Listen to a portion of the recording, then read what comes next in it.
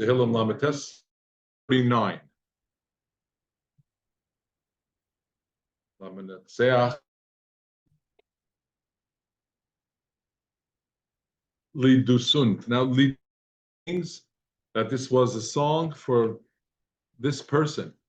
Lidusunt, a person, and or an instrument of a particular kind that was used in the shira, the song that accompanied the avoda in the Mishkan and Mikdash.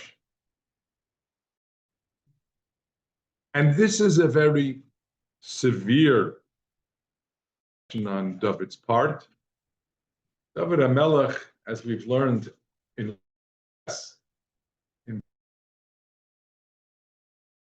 the previous chapter, agony, he has been brought down low and is in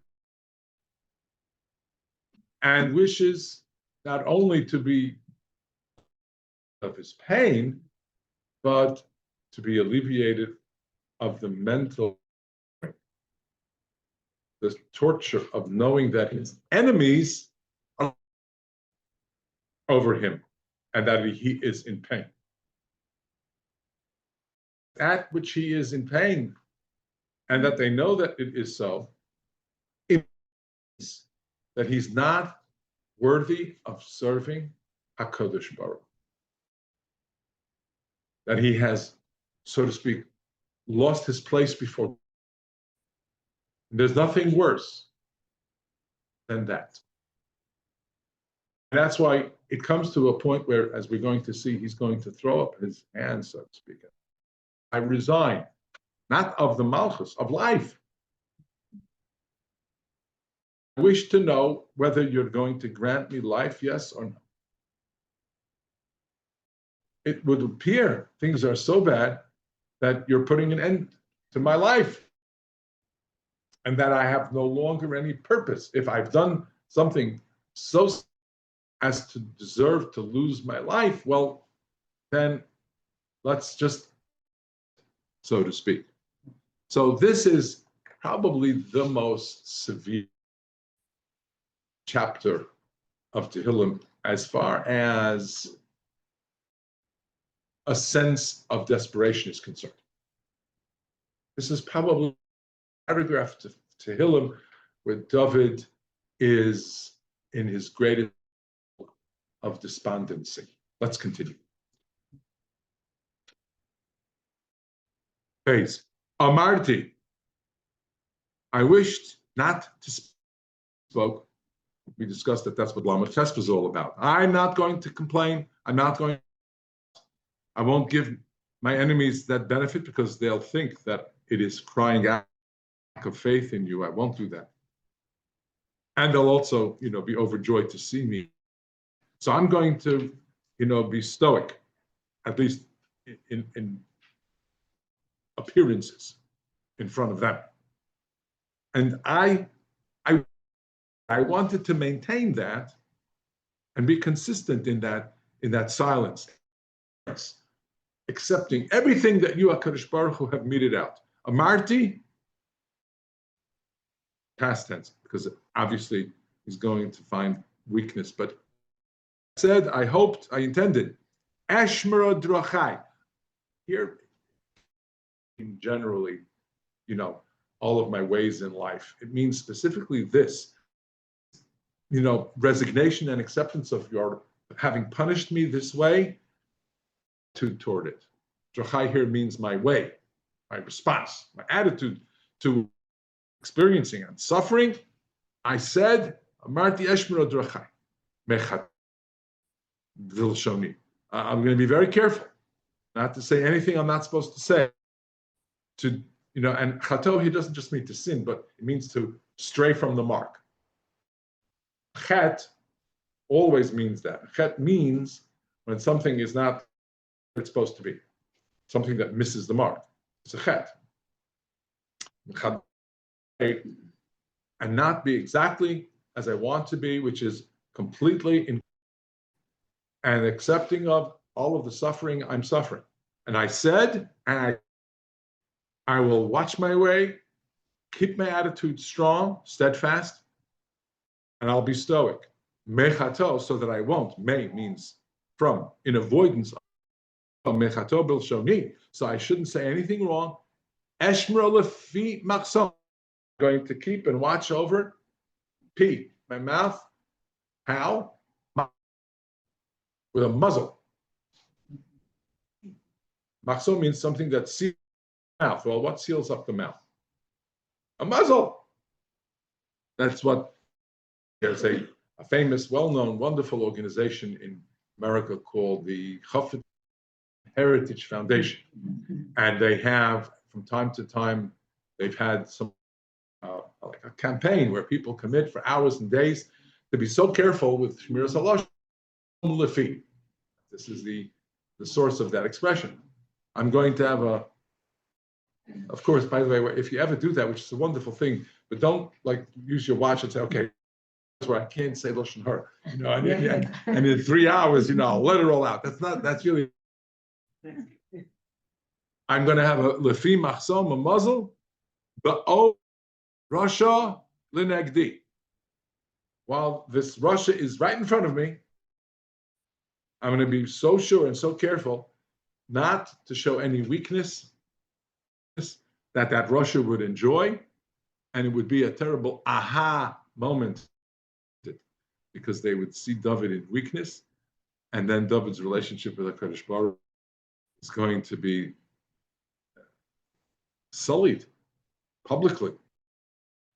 Instead of it being a Kiddush Hashem, could turn out to be Chilul Hashem for stature, to be appearing to lose faith. Therefore, I'm in complete acceptance of what HaKadosh Baruch Hu has meted out. And here, in the next pasuk, pasuk Gimel, he describes this acceptance, with multiple expressions. First, he says, Ne'elamti. You know what? A mute.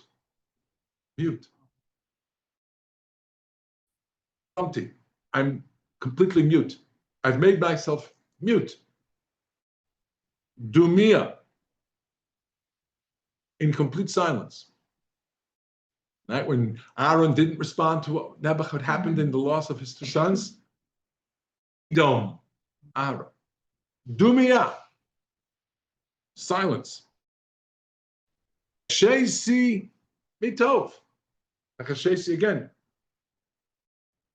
means quiet. I've kept quiet. Mitov. Right. Right. True. Shesi mitov. I kept quiet even from saying anything. I would say, a tziduk hadin, which we're supposed to say. Good, and you are right, and what I did deserves what I'm now going through. That I don't want to say, because it might lead me to saying, and I don't want there to be any buts. If a person is very of something and says so, and starts to measure how much acceptance and why they accept, and they're okay with what and I understand what you're doing at HaKadosh Baruch Hu, the next come out of our mouths is, but. So that's why no buts. So that's why I won't even mitov. And my pain ne'ekar. Much more profound. Ayin chaf reish. It's dark and muddied. So ke'evi ne'ekar means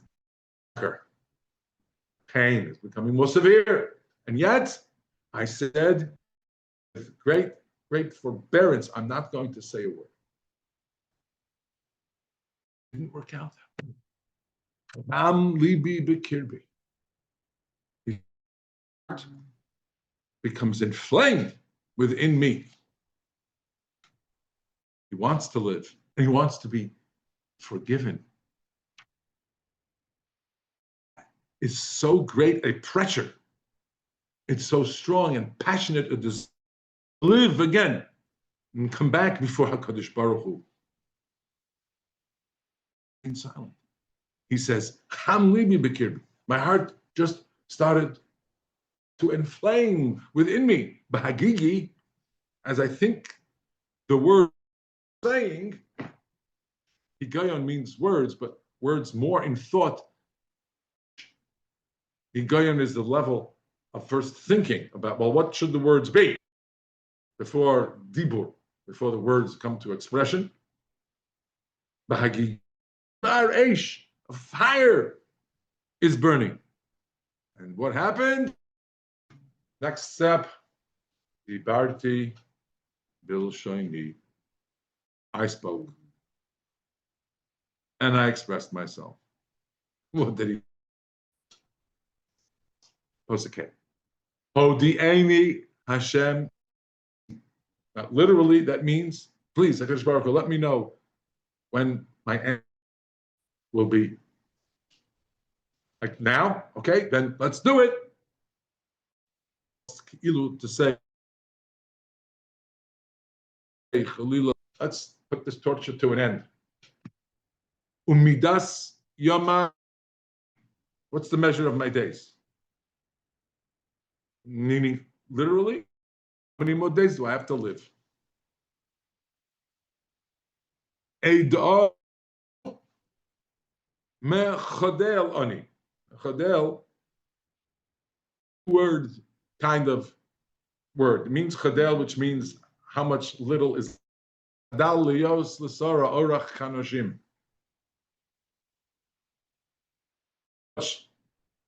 Or how little, actually, is already gone. Nothing left. And we switching the Dalet and the Lamed to Cheled means a physical life, a physical body.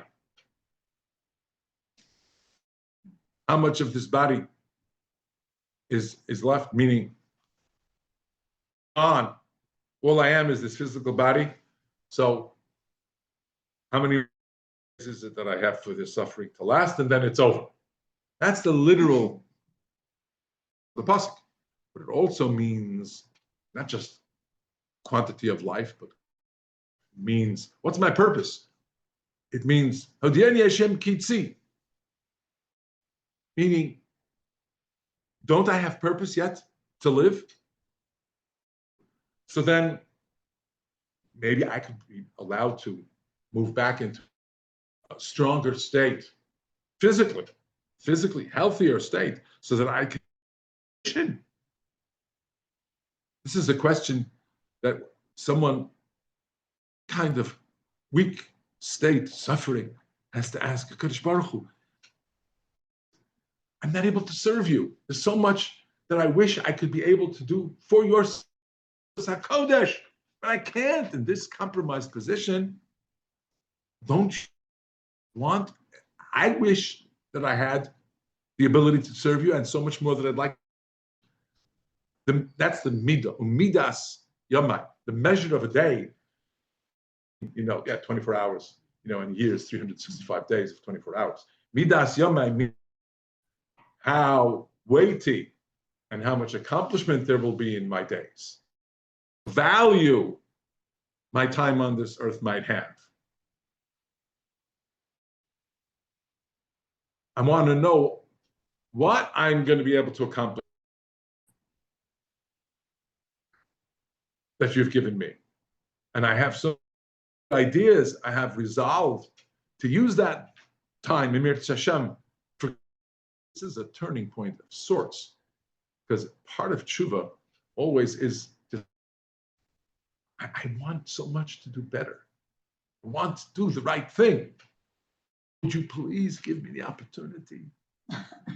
Even though I've done so much that you've just said with such a patch how wrong I've been, and you serve you. You want others to do the right thing. I've not done the right thing. I've done the wrong thing. So you've pushed. I want to make my way. I'd like to make my way back and live before you. Can I please? So he's and he wants to know, will you give me the chance? Will I have yet days for you, meaning for your sake? Again, literally, I'm yours. However many days I have to live, it's you. You're the one deciding. Midas Yamai.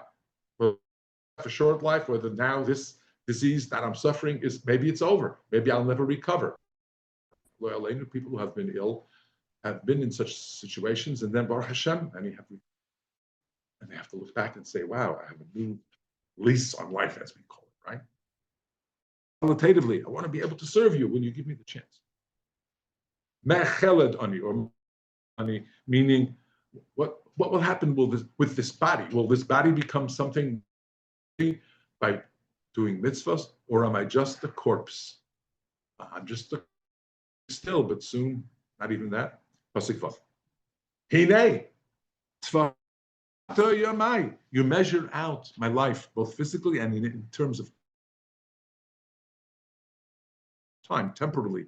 Tfachos, by tefach. You know what a tefach is? It's a fist, by fist, by fist, by fist, by fist. And the Torah describes how we measure. It's about how people, in the good old days when they, Baruch Hashem, watched the children go up, how did tefach? Oh, little Yankli, little Sarah grew another tefach, right? Tfachos nasata yamai. You've measured out my life in tfachos, in fists. The cheldi kayin egdacha. Cheldi again means my guf, my physical body. So insignificant. Because what's my life? You're the master. You're the. I'm so small. I'm so insignificant. Ach kol hevel. Everything is hevel. Vanity. Life is vanity. So much is futile, and man has to do that, and this is important. You think about how many hours a day we sometimes and look back, reflect, and say, how important was that?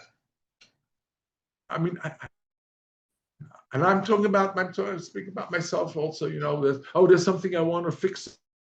There's something that I want to. So I need a particular kind of plant or a particular kind of piece of wood to the plant or a piece of certain brick that would in that corner to stop the whatever it is that I'm doing, right? And then I figure out I have to buy this and find that. You think about how many times we get involved. Imagine somebody's preparing for Shabbos and they say they want a particular dessert, and the calls for X. I don't have.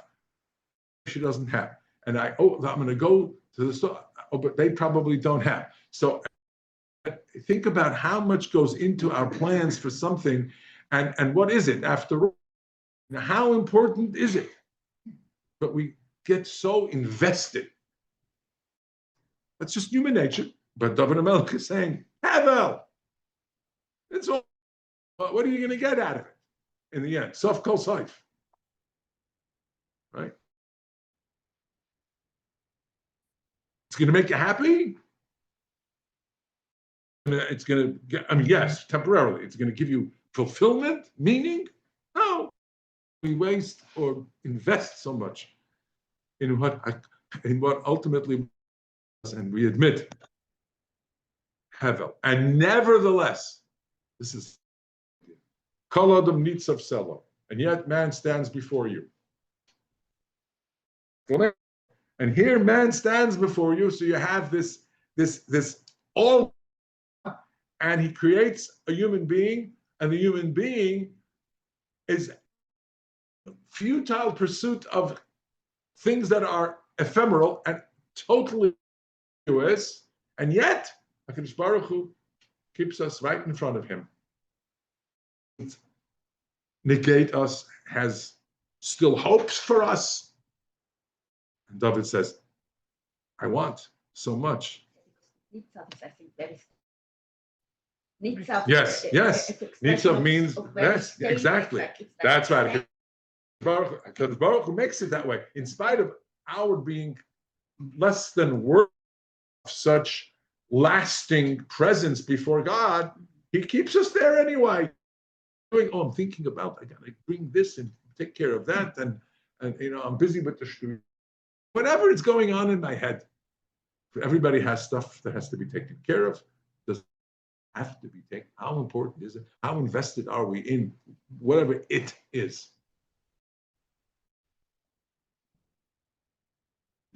One last pasuk.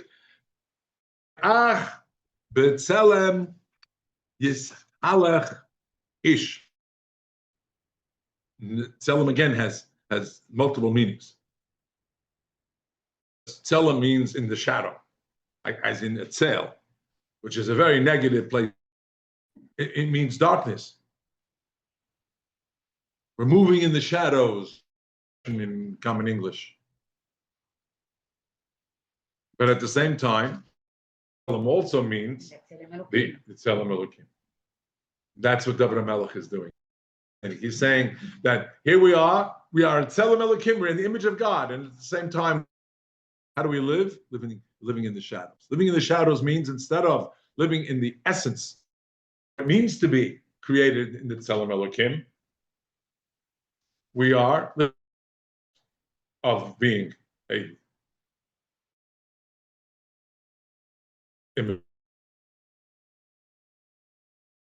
angelic, but with holiness and great purpose, and in his image, and all we are shadows of that image. Ach b'tzelem yishalach ish, ach hevel yehem moyim. All of this hectic moyun, living in a very hectic way, is hevel. Again, it's futile. Do you know? It's true. We always have to say about Kadosh Baruch Hu, that's what he wanted.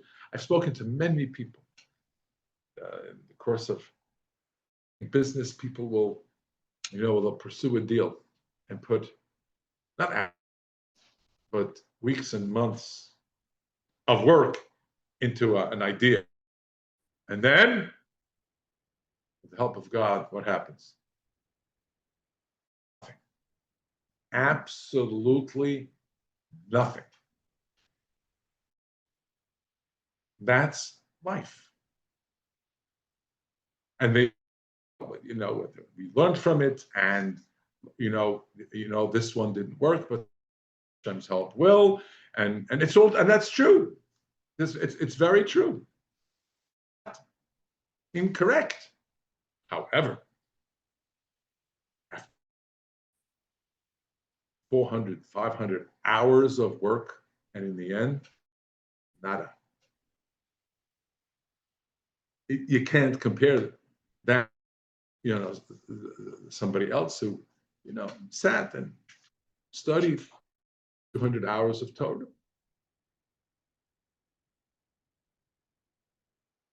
Came to holy heights of wisdom and understanding in Hashem's Torah. As an example, someone who took half of that time and pursued chasadim and built and created and in kindness helped others and delivered meals and packages and volunteered someone who's infirm and cooked a few meals for them. I mean, you can't compare someone who used their time for something which ended up not being. That's why that young man, Italian, is called Eva. Because what did his life come to in the end? Eva. Yitzbor. What do we do if we do succeed the way we measure success? Yitzbor. We gather.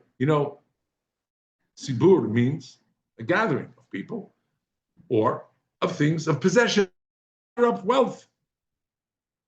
But you never know. We'll harvest them, meaning, well, I have it, my children have it, my children. So many times people say, oh, I need to have, and I need to earn, work, and I put it all together, and then, for whatever reason, HaKadosh Baruch Hu decides, out you go. And before you know it, this person, the Olam Ha'emes, all of his hard work, maybe, for children, maybe. The Kohelet speaks of this a lot. You have to know that live a life that needs to be purposeful and meaningful. I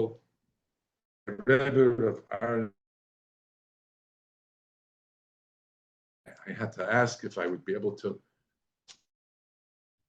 take off a seder, and he said to me, and he said it in just terms. He said, "Moshe Medaf Laban mit the Gemara." In other words, you have to live with. Say, I'm going to set the Gemara aside for a few hours because I'm going to set this back to it tomorrow. No, figure out a way that with your Gemara. You live with your mitzvahs and your mitzvahs. That's what's important. That's what life is. The other pursuits and the other exigence, yes, they have to somehow fit and find their place in time, but never at the expense of your Jewish learning. Avoda, that's the Iker.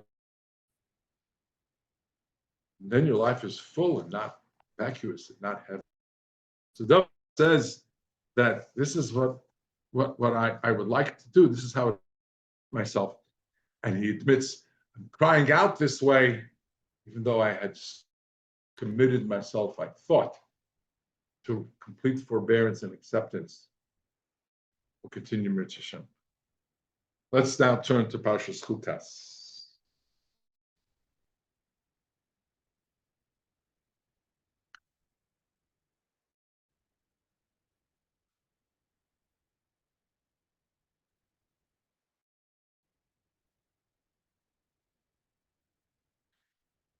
Chukas, Parsha that discusses one of the most difficult moments and tragic moments years in the Midbar. Of course, I'm referring to Mei Meriva. Aaron and Moshe have loved sister Miriam.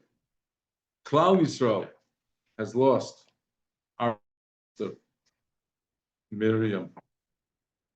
And that means immediately the Be'er Miriam is no longer providing for our water needs, thirst for water, and our flocks thirst for water. We come to Moshe Rabbeinu, understandably, clamoring, desperate for water.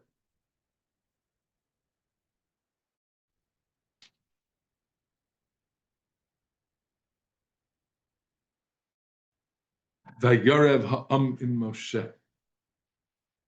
And it's this claim we say to him, V'lu gavanu b'gnei Hashem. This is the most awful way to pass from this world. For lack of water, apparently it's a very, very awful. Would that we could have died from disease or from old age, but not like this. Why have you brought us here? And so on and so forth. Moshe fall on their faces. Oh, because of this, they go to the Oil Mayed, they fall before HaKadosh Baruch Hu. And HaKadosh Baruch Hu comes to them and says, Mater, take Mata Aaron, take the staff, gather the people up, you and your brother, and speak ostensibly to the cellar, to the stone, indicating that we're looking for a particular stone. And do this in front of Nasan Meimav, and it will provide its waters. You'll bring out water from the cellar. And so Moshe does. So Matem L'fnei Hashem, as we learned, that is after what had happened in Adas Korach's rebellion was now right next to the Aron Bris Hashem Hakadoshim, always as a reminder of the Aaron being correctly the Kohen Gadol of Klal Yisrael. They take the Mata as Hashem had asked them to. By Akilu Moshe Aaron as a call, they gather up Pnei Hasola to where the rock is. So far, by Yom Elohim, Moshe said to the people, Shimunah, listen now, you rebellious water, and bring water out of this rock. Vayora Moshe es yado vayach es and strikes the rock b'mateu with the step pa'amoyim, twice so. Vayetzumayim rabim, with great flowing out, patience, ha'eda u'v'gilam. The people drank. Yemer Hashem el Moshe el Aaron, and Kadosh Baruch Hu to Aaron, Ya'an lo he'emanten bi lahakdisheni leinei b'nei, because you did not have faith in me, sanctify name in the eyes of the Bnei Yisrael. Therefore, you will not convey to the land I have given them. These are the contentious waters about which we know Riba, because they were ultimately a contentious attitude as Hashem vis-a-vis God, Vayikadesh Bam. And HaKadosh Baruch Hu ultimately, and we say Bam means by the fact that Aaron and Moshe now make up for what was lost. Should have been Kiddush Hashem.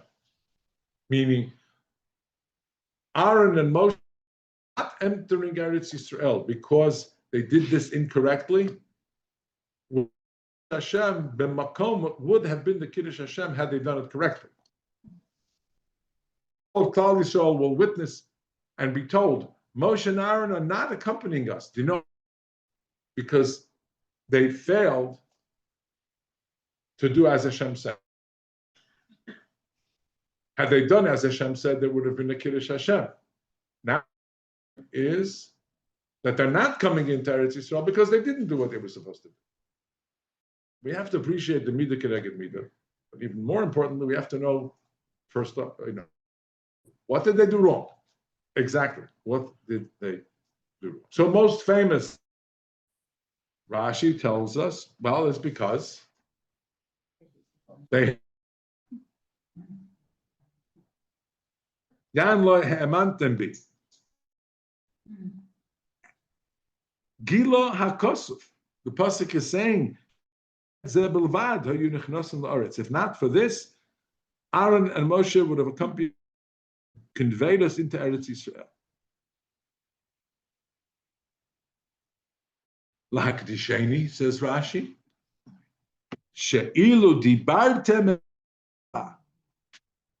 v'hotzi, had you spoken to the rock, hayisi mekudosh la'enei ha'edom. What a Kiddush Hashem, eyes of all of the people, they would have seen and understood. Ma sela zeh. Look at this stone, an inanimate rock. She'einu medaber ve'einu shemea. It doesn't speak, it doesn't hear. It needs nothing, but Mekayim, it does as Hashem says. So we must exactly as we're told. So Iraq does as Hashem says, and we have to do as Hashem says. There's no other way. Oh, you have to hit the rock. Well, okay, I'll wait till Hashem hits.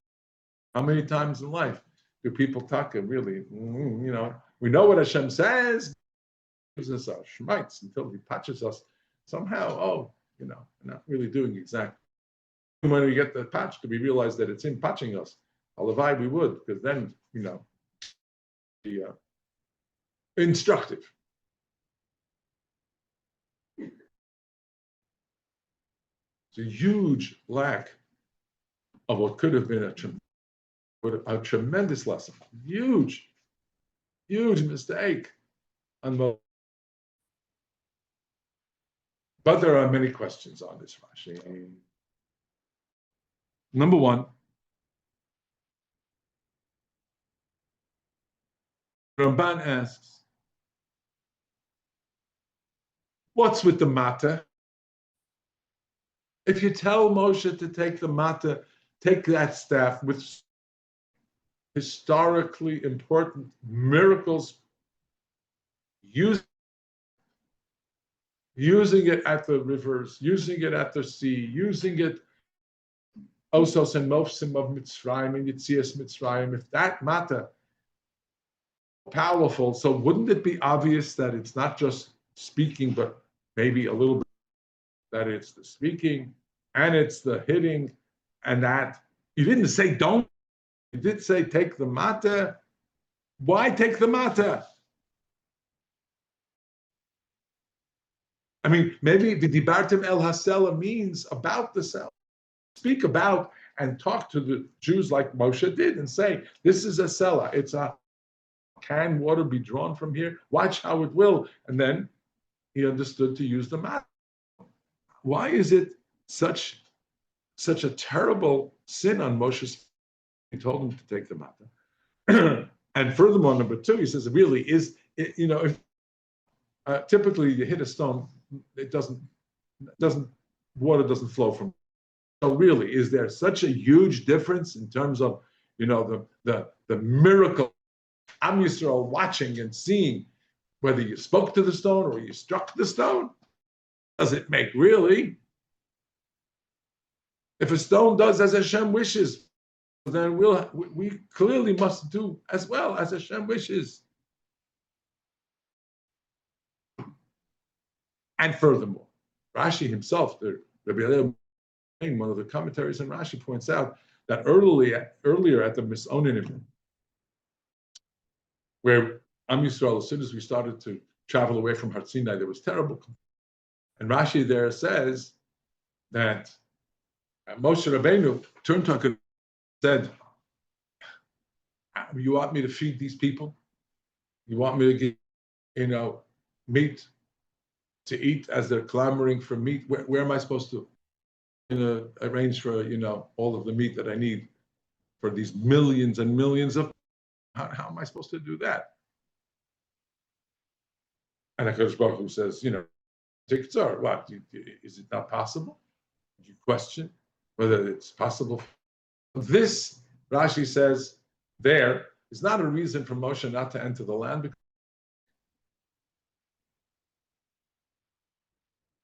But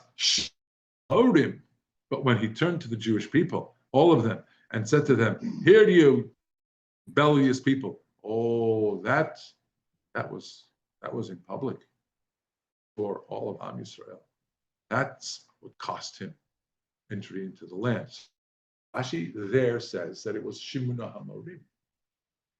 Rashi doesn't say that it was because of the manner in which he spoke to the Jewish people. That's a tremendous contradictory Rashi. The Rambam in Shemona Prakim says that Moshe Rabbeinu had a moment of temper, of ill temper, Moshe. And that the Kas of Moshe to that false accusation, the Jewish people were on the verge of dying of thirst. And they did not deserve all morim, to be rebellious. They had said, "Why have you brought us here? What will be of us?" They did not say, "Let us find ourselves a leader and return to Mitzrayim." Not in a true sense rebel. Juncture.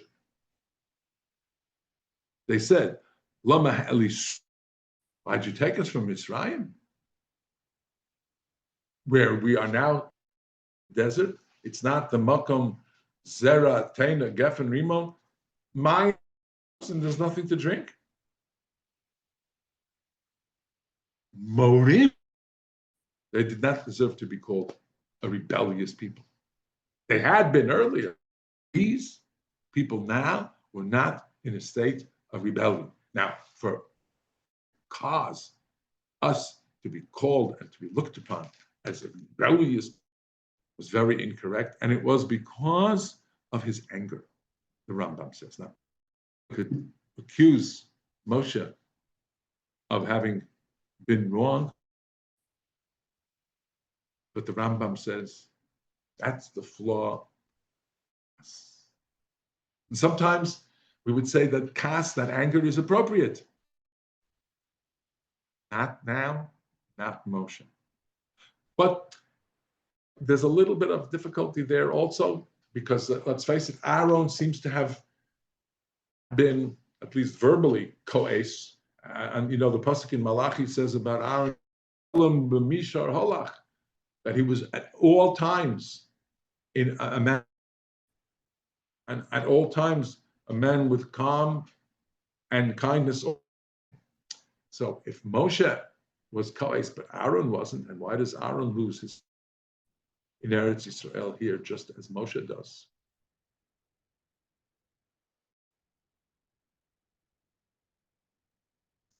Also, HaKadosh Baruch Hu says, "Gan loy ha'emantem bi lahakdishem." Lack of emunah. Well, one second. Is it kas or a lack of emunah? If you say that it was kas, well, okay, that's a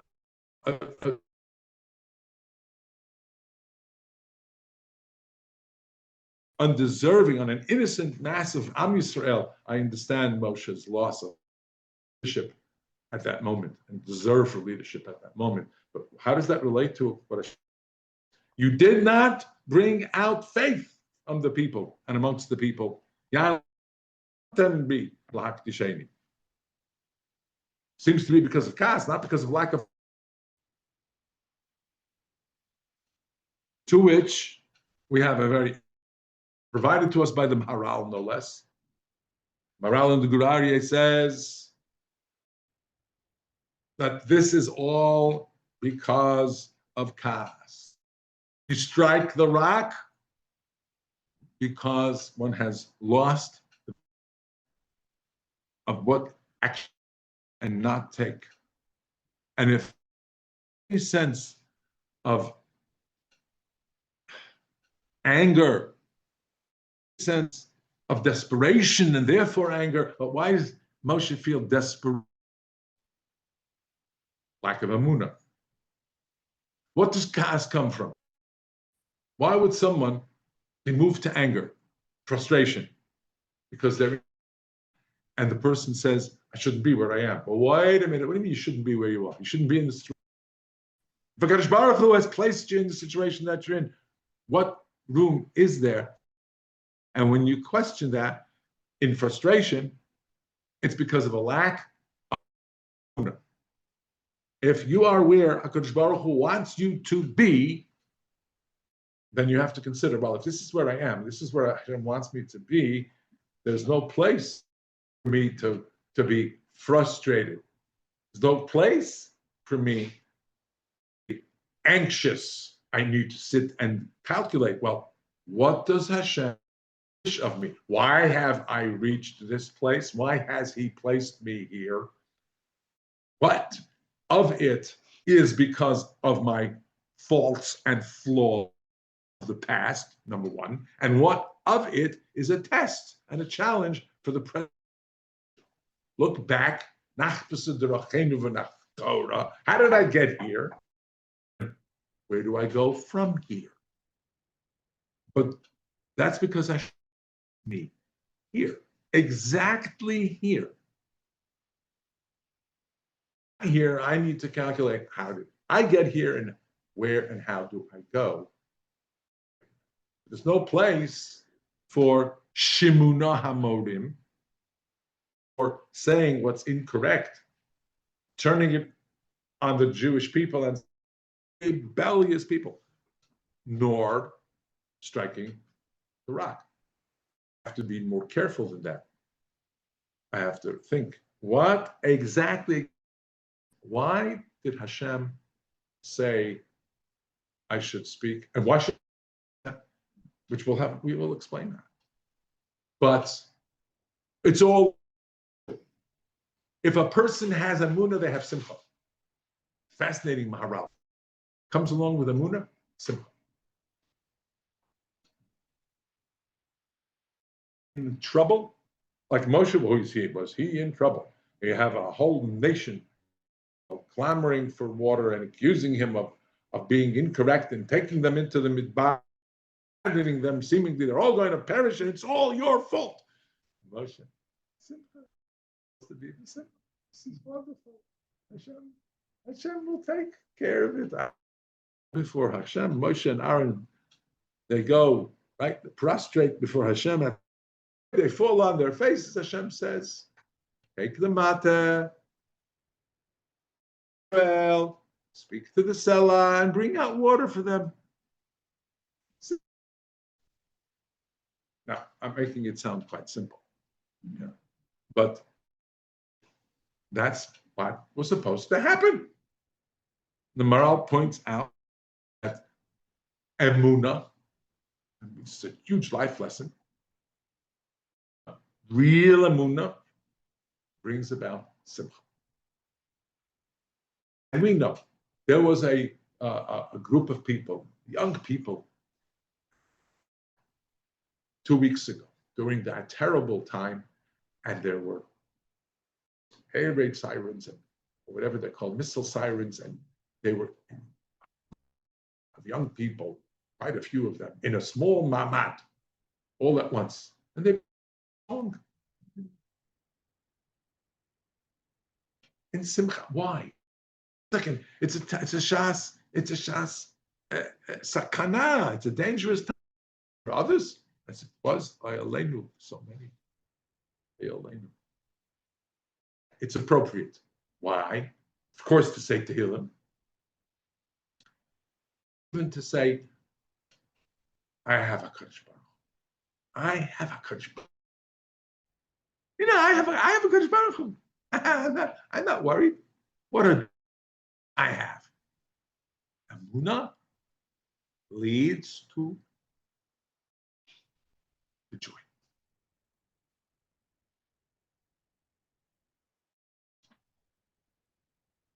And on Simchas Torah, on a faithful Simchas Torah, during World War II, as the community was led out to execute Simchas Torah, I have a Kadosh Baruch Hu. Even if this is the last moment of my life, I'm where Hashem wants me to be, doing what Hashem wants me to do. I have concern. I have a Kadosh Baruch Hu. I have a Kadosh Baruch Hu. Okay, I don't have my life. My life is about to be taken from me. Svelt Magonish, nothing's missing. Nothing is missing. In my being, in my existence, nothing. Because I have Amunah.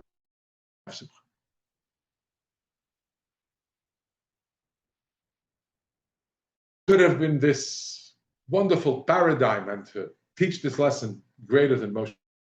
That's what a Kadosh Baruch Hu means when he says, because by you wouldn't have had that loss of sense of Amunah, to saying, to crying out, accusing Am Yisrael, Shimuna Hamorim, striking of the rock. Striking of the rock is just an expression of lesser Amunah. But less calculated care action as would result from Amunah. You know, there's a famous story, Gemara and Brachos, fantastic story. Hillel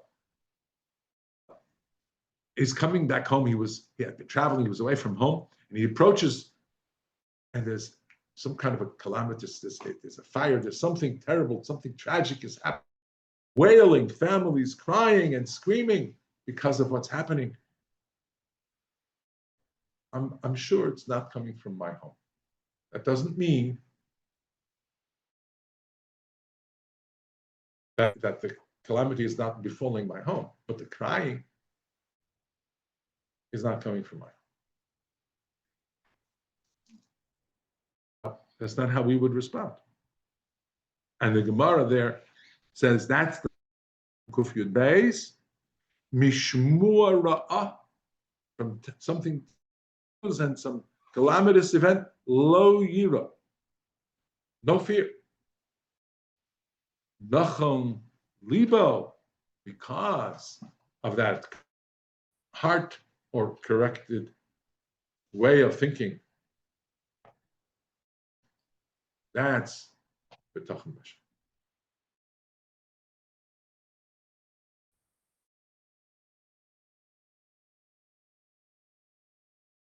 That's what we've been working so hard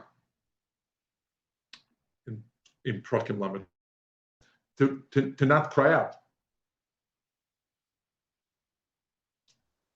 Ra'a lo yira nachan liba b'tuach b'Hashem. It's a very, very, very great madrega. And again, we, in our lives in the 21st century, we have so much that we think, well, we're in control. Much that we have so many things that are so convenient and that are in control, whether it's flowing water and plumbing and modern electricity and air conditioning and of life and the ability to go and come and an automobile instead of a donkey. And I mean, we have just so much that that makes us feel, we have it. We're okay. We're good. Also means that we think, we expect to be in control. And when we're not, it can cause a terrible loss of our confidence. And that confidence was misfounded to begin with because it's confidence ourselves and in what we have rather than in Baruch. A Jew 200 years ago had much less. And much less to make my day comfortable, to make my life pleasant. Had much less. Lower expectations, fewer disappointments, fewer moments of betrayal vis-a-vis. Our challenges are that much greater. Another explanation, very important explanation. Of the Ramban, Nachmanides. You said that there was one word, and even one letter. Rabbeinu mistakenly said, Shimuna Hamorim, Hamin Hasela Hazeh Lochem Mayim. What does Notzi Lochem Mayim mean? We will water from this rock, Am Yisrael. What they should have said was, Notzi. How careful Moshe's position had to be to say, I have nothing.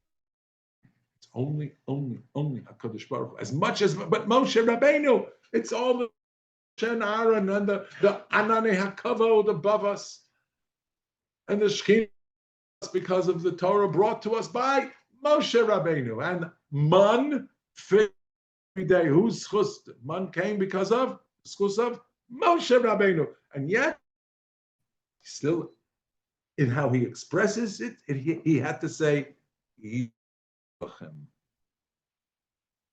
oh, that's a very, for people who are teachers and leaders and parents, their job is to say, work for HaKadosh Baruch Hu. There is no, we're going to bring you. Closer to our time, two important commentaries about all. The Sfas Emes says that we are in a moment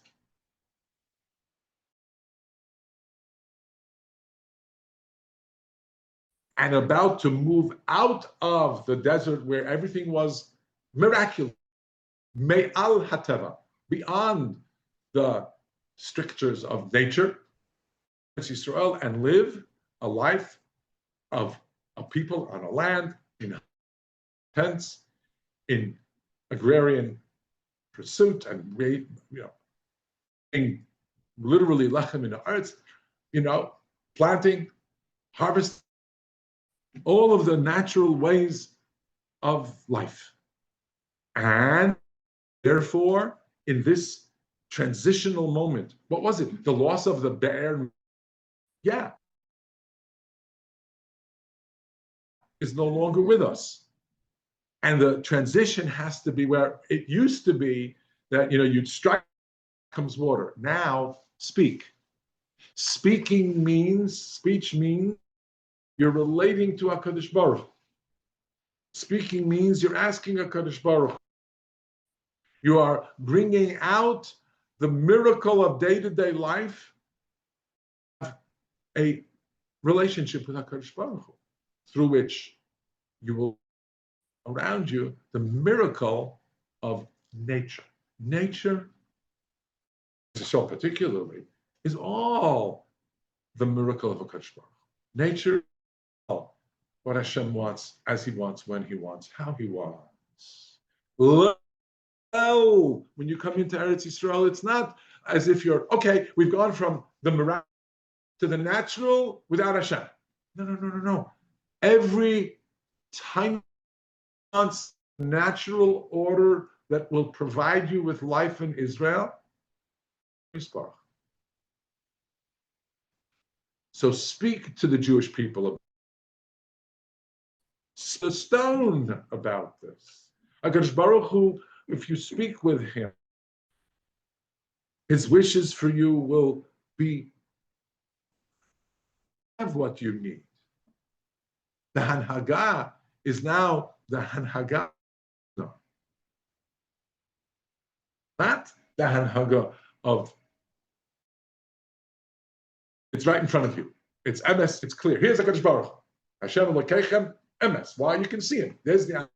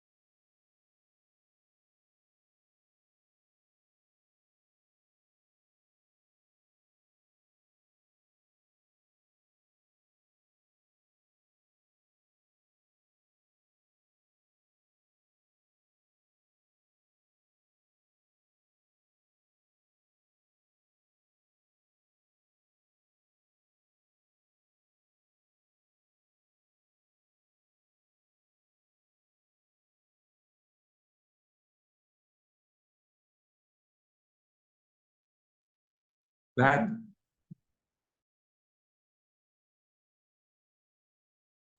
truth.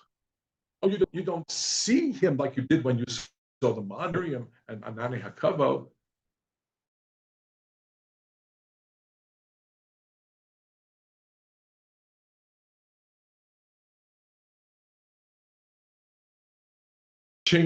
Lesson taught by Moshe to Am Yisrael.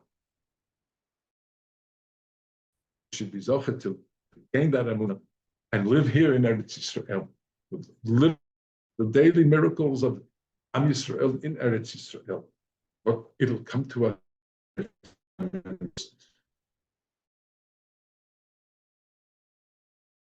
And in the emunah that's in us vis-a-vis Him.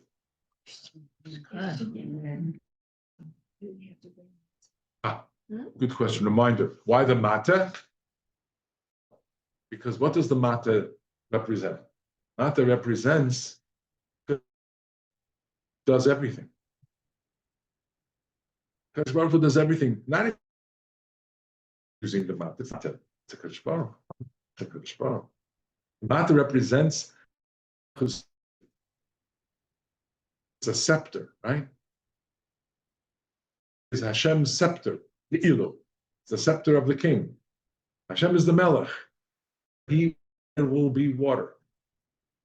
Not because of the striking miracle, because of Hashem's will. The Mata represents HaKadosh Baruch Hu. Regnant design is sovereignty. That's why you take the Mata.